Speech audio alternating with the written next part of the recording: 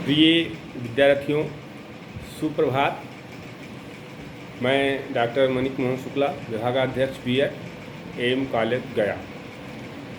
आप लोगों का बीएड सेकेंड ईयर में एक टॉपिक है कल्चर ओरिएंटेशन, अर्थात सांस्कृतिक अभिविन्यास। तो सबसे पहले हम एक चर्चा करते हैं। ये नॉलेज एंड करिकुलम का जो पेपर आपका है उसमें यूनिट 3 में दिया हुआ है कल्चर ओरिएंटेशन। तो कल्चर ओरिएंटेशन पढ़ाना क्यों आवश्यक है बीएड के विद्यार्थियों को, कल्चर के बारे में क्यों जानकारी होना चाहिए। यहाँ सबसे पहले हम अभिविन्यास पे चर्चा करते हैं कि अभिविन्यास है क्या, ओरिएंटेशन है क्या। देखिए, आर्थिक संवेदनशीलता, सामाजिक संवेदनशीलता, पर्यावरण के प्रति संवेदनशीलता, सामाजिक न्याय, उससे जुड़ी जितनी भी चीज़ें हैं वो सब अभिविन्यास के अंतर्गत आती हैं। आज स्थिति ये है कि हम गलत कर रहे हैं, लेकिन फिर भी हम कर रहे हैं क्योंकि हम मजबूर हैं। आज हम पर्यावरण का दोहन इतना ज़बरदस्त कर रहे हैं कि हमारी पूरी जीवन शैली प्रकृति के दोहन पर ही आधारित हो गई है।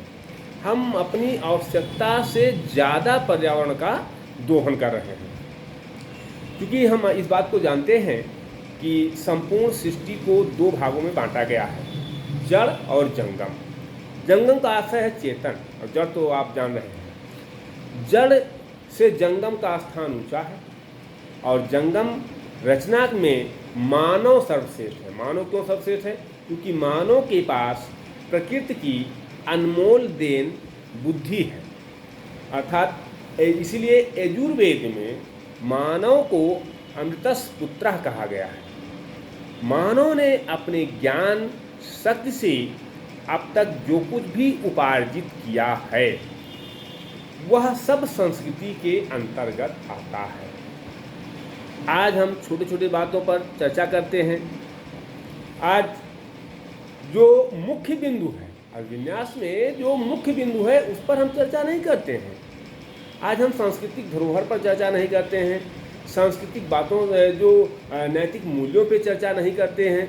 आज हम चर्चा करते हैं खड़ंजा लगा है कि नहीं लगा है, महंगाई बहुत बढ़ गई है, मतलब बहुत छोटी छोटी बातों पर। जो मेन बिंदु है जिससे समाज का निर्माण होता है, जिससे राष्ट्र का निर्माण होता है, हम उन बिंदुओं पर चर्चा नहीं कर रहे हैं। आज हम या हायर एजुकेशन की बात कर लीजिए, आज हायर एजुकेशन पे हम चर्चा नहीं कर रहे हैं। हम तो आप इस स्थिति से अवगत हैं कि हमारे देश में शिक्षा की स्थिति क्या है, वो आप सभी लोग जान रहे हैं। तो क्या स्थिति है आज सभी देशों में? हम तुलना करते हैं पश्चिम के देशों की, तो पश्चिम के देशों में 7R एजुकेशन हो गया है। हम अभी 3R लिए घूम रहे हैं। 3R का आशय हुआ रीडिंग, राइटिंग, अरिथमेटिक, पढ़ना, लिखना और गिनना। और 7R में 4 और जुड़ जाता है, यानी रीडिंग, राइटिंग, अरिथमेटिक के साथ साथ रिस्पॉन्सिबिलिटी हो जाता है, रिक्रेशन हो जाता है, राइट्स हो जाता है।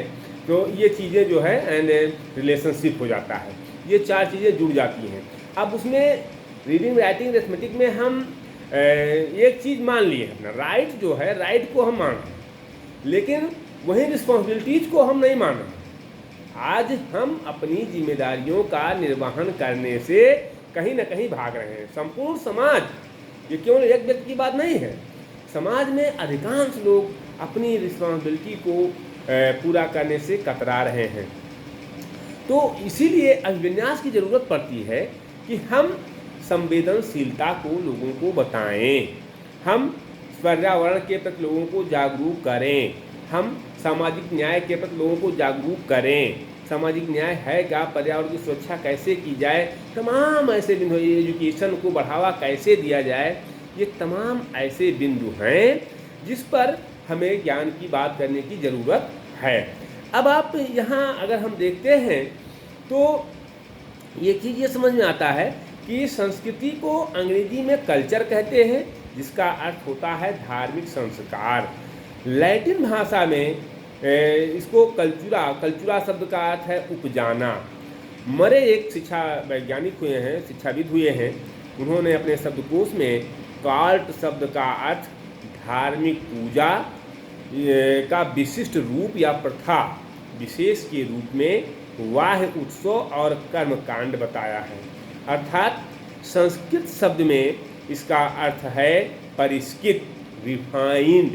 यानी संस्कृत का आशय ये हुआ कि किसी को रिफाइंड किया जाए, जो व्यवहार जिसके अंदर नहीं है, सुसंस्कृत नहीं है, उसको सुसंस्कृत किया जाए।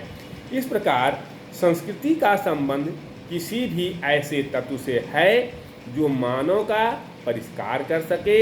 एक दूसरी व्याख्या में संस्कृति शब्द संस्कार से बना है, जिसका अर्थ है शुद्धि की क्रिया। शुद्धि का अभिप्राय यहाँ पवित्रता से न होकर सामाजिकता से है। ये न माने कि अरे ये अमुक व्यक्ति शुद्ध है, अमुक अशुद्ध है। तो शुद्ध और अशुद्ध का आशय यहाँ जो सामाजिक व्यक्ति है, जो सोशल है वो शुद्ध है, जो एंटी सोशल है वो अशुद्ध है। यहाँ जातीय शुद्धता की बात नहीं है, यहाँ शुद्धता की, विद्युता की शुद्धता की बात है, सोशल शुद्धता की बात है। तो जो आप सामाजिक नियमों का पालन करते हैं, सामाजिक मापदंडों का पालन करते हैं, प्रत्येक समाज का कुछ आदर्श होता है, नियम होता है, संस्कार होते हैं। उन आदर्शों, नियमों, संस्कारों का जो व्यक्ति पालन करता है, समाज के बनाए हुए मापदंडों के अनुसार चलता है, उस तरह से क्रियाकलाप करता है, तो उसको शुद्ध माना जाता है। जो एंटी सोशल होता है, जो सामाजिक गतिविधियों पर ध्यान नहीं देता है, समाज में बनाए गए नियमों कानूनों का उल्लंघन करता है, उसको एंटी सोशल कहते हैं, तो वो अशुद्ध माना जाता है। कहने का आशय यहाँ यह है कि मानव को एक सामाजिक प्राणी बनाने में जिन तत्वों का योगदान होता है, उन सभी तत्वों की व्याख्या को संस्कृति कहते हैं। अब मानव, चूंकि संस्कृति क्यों आवश्यक है बीएड में पढ़ाने के लिए, अर्थात एक शिक्षक को संस्कृति के बारे में जब जानकारी होगा, तभी वो जो भावी पीढ़ी है उसको जो शिक्षा देने के लिए विद्यालय में जाएगा, तो अपने विद्यार्थियों को संस्कृति की ज्ञान दे पाएगा। तो चूँकि शिक्षा का लक्ष्य भी यही है, व्यक्ति को मानव बनाना। एक चीनी कहावत है कि 1 वर्ष की योजना है तो अन्न उगाओ, 10 वर्ष की योजना है तो पेड़ लगाओ, और 100 वर्ष की योजना है तो मनुष्य बनाओ। और मनुष्य का निर्माण होता है शिक्षा के माध्यम से। तो ऐसी स्थिति में संस्कृति का आशय यही है कि हम उन सभी तत्वों की व्यवस्था को संस्कृति कहते हैं, जिन तत्वों से मानव एक सामाजिक प्राणी बनता है। संस्कृति ही एक जैविकीय प्राणी को सामाजिक प्राणी बनाती है। मानव एक जैविकीय प्राणी रहता है, लेकिन उसको सामाजिक प्राणी बनाने का काम संस्कृति ही करती है। साहित्यकारों के लिए संस्कृति जीवन का प्रकाश और कोमलता है। कुछ विद्वानों ने संस्कृति का अर्थ नैतिक, आध्यात्मिक और बौद्धिक उन्नति माना है। इतिहासकारों के लिए देश की कलात्मक और बौद्धिक विकास ही संस्कृति है। मानव शास्त्रियों के अनुसार संस्कृति सीखे हुए व्यवहार, लर्नड बिहेवियर की वह समग्रता है जिसमें कि वह एक बालक का व्यक्तित्व पलता और पनपता है। कुछ विद्वानों ने कहा है कि संस्कृति मानव की सामाजिक धरोहर, सोशल हेरिटेज, यह व्यक्ति को समाज का एक उपहार है जो उसे समाज के सदस्य के नाते प्राप्त होता है।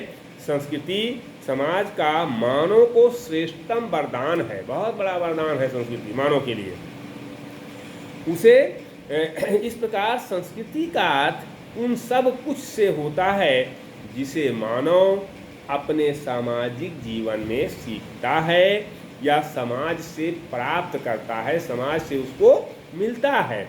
विभिन्न विद्वानों ने संस्कृति को भिन्न भिन्न प्रकार से परिभाषित किया है। जैसे ओटावे कहते हैं कि संस्कृति किसी समाज की संस्कृति का अर्थ उस समाज की संपूर्ण जीवन पद्धति से है, यानी जिस समाज में है वो उस समाज की जीवन पद्धति से है। एक चीज़ बहुत स्पष्ट ये है कि शरीर, मन, बुद्धि और आत्मा, इन चारों का संचय व्यक्ति है। शरीर, मन, बुद्धि और आत्मा। अब अगर किसी को मानव बनना है तो उसका शरीर स्वस्थ हो, मन एकाग्रचित हो, बुद्धि कुशाग्र हो और आत्मा शुद्ध हो। ये सारी चीज़ें ध्यान दीजिए इस पॉइंट पर कि अगर मानव वास्तव में मानव बनना है तो हमारा शरीर स्वस्थ होना चाहिए, मन एकाग्रचित होना चाहिए, बुद्धि कुशाग्र होनी चाहिए और आत्मा शुद्ध होना चाहिए, क्योंकि आत्मा सर्वोच्च है। तो ऐसी स्थिति में मैकियावेली पेज कहते हैं कि संस्कृति हमारे जीवन के दैनिक व्यवहारों, कला, साहित्य, धर्म, मनोरंजन व आमोद प्रमोद, रहन सहन और विचार की विधियों में हमारी प्रकृति की अभिव्यक्ति है। व्हाइट ने कहा है कि संस्कृति एक प्रतीकात्मक, निरंतर, संचयी और प्रगतिशील प्रक्रिया है। टाइटर कहते हैं कि संस्कृति वह जटिल समग्रता है जिसमें ज्ञान, विश्वास, कला, आचार, कानून, प्रथा तथा ऐसी अन्य क्षमताओं और आदतों का समावेश रहता है। गांधी जी कहते हैं कि संस्कृति नींव है, प्रारंभिक वस्तु है, तुम्हारे सूक्ष्मतम व्यवहारों से इसे प्रकट होना चाहिए। अर्थात जो छोटा से छोटा व्यवहार हम करें